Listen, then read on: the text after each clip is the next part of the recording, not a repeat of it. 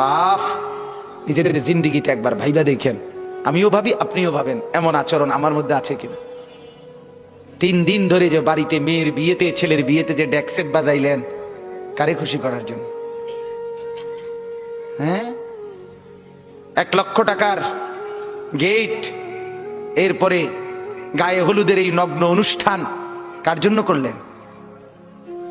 বেড়া বেড়ি সব, যুবক যুবতী সব একই মাইক্রো প্রাইভেট কারের ভিতরে যাতাযাতি করে বহাইয়া একখান থেকে একখানে নিলেন, কার জন্য?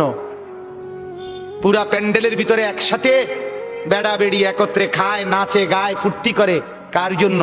শুধু সমাজ, সোসাইটি, পরিবেশ, সোসাইটি মেনটেন করছেন, সমাজ মেনটেন করছেন। ছেলেরা চাইছে, মেয়েরা চাইছে, বাচ্চারা চাইছে, এতে হেতে চাইছে, তো মালিক তিনি কি চাইছিল? ওনার কথা মনে হয় নাই? রাসূল সাল্লাল্লাহু আলাইহি সাল্লাম, তার কথা মনে হয় নাই?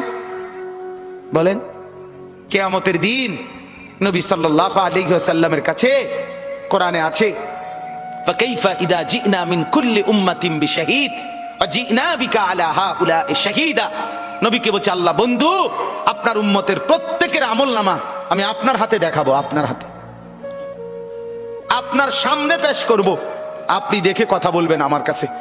সুপারিশ আপনি কইরেন, মানা নাই, কিন্তু আপনি দেখে করবেন।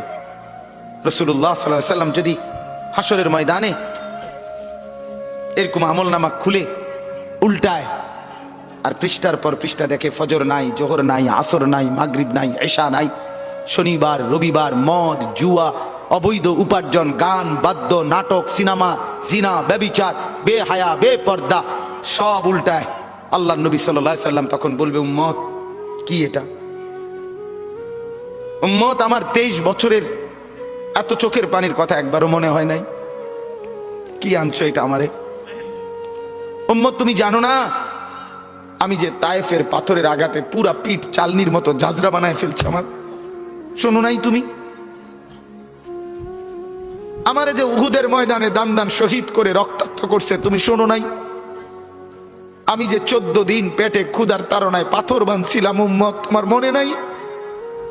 একবারও শোনো নাই আমার ক্ষুধার কষ্ট, আমার পিঠের ব্যথা, আমার দাঁতের ব্যথা, আমার কাঁধে 2টা কড়া ঢুকে গেছে? উম্মত, আমার ঘরে 3 মাস আল্লাহর নবীর স্ত্রী আয়েশা বলছে, আল্লাহর কসম উম্মত, নবীর স্ত্রী বলছে 3 মাস 3টা সূর্যাঁদ উঠছে, ডুবছে, রাআইনা হিলালান সুম্মা হিলালান সুম্মা হিলালান, 3 চাঁদ 3 মাসে নবীর 9 জন বিবির কারো ঘরে, আম্মা জান আয়েশা বলে,